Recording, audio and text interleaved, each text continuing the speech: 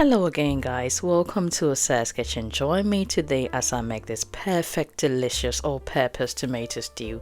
Take a look at the ingredients and let's dive right into it. I started off by assembling my well-washed vegetables and other ingredients just so everything would be within my reach. I roughly sliced my garlic, ginger, tomatoes and onions.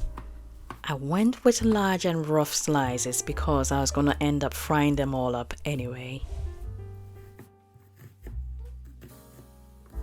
I sprinkled a tablespoon of my personal spice blend on my chopped onions and garlic. My spice blend basically composed of aniseed, coriander, calabash nutmeg and rosemary. One day I'm going to share the recipe.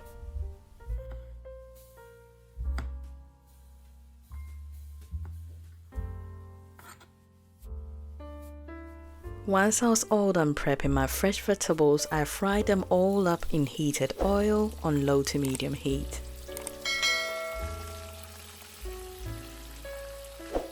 I stirred them all up to mix together and also kept stirring intermittently to prevent it from burning. I'm guessing you can all imagine how heavenly my kitchen smelled frying all these ginger, garlic and other aromatics together. I cooked until tender, strained off excess oil, allowed it to cool down before blending it. While waiting for my veggies to cool off, I cleaned my chicken and steamed it with some seasoning mix. I steamed my chicken until tender and I went ahead to deep fry it once I had drained off excess water.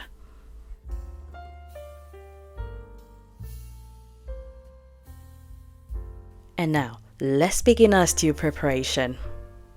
So I started off by frying some diced onion using same oil I fried my chicken with. I went in with about 3 tablespoons of tomato puree once my onions were golden brown.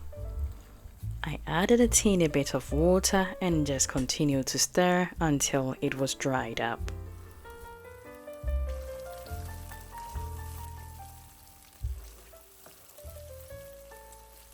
It was ready for the next step now, so I went in with my blended vegetables which I fried earlier. I stirred it up just to make sure everything was well incorporated together. Once midway cooked, I added in some basic seasoning. I call it basic seasoning because this is an all-purpose stew and as such should be very versatile. Now that is to say, if you go in with the everyday typical seasoning like for instance curry powder or nutmeg, for the rest of the months or as you keep the stew, it will forever stay curried up and there will be no room for customization. I followed my seasoning with some salt to taste and I stirred it up just to make sure everything is well mixed together.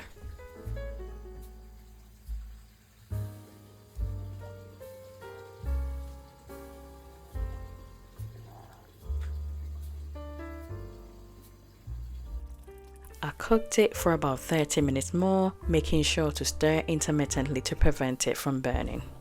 The good thing about this all-purpose stew is that it cooks considerably faster than the regular stew because we had fried the ingredients down earlier on, so there's not much moisture or water content to deal with. All-purpose stew was ready at this point. I went ahead to take a portion for freezer storage. Further seasoning with some curry powder, I proceeded to customize into chicken stew.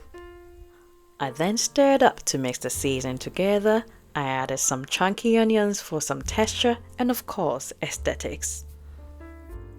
This was followed by tipping in my fried chicken and topping it up with a bit of chicken stock, which was the last step by the way, and that was to add additional flavor.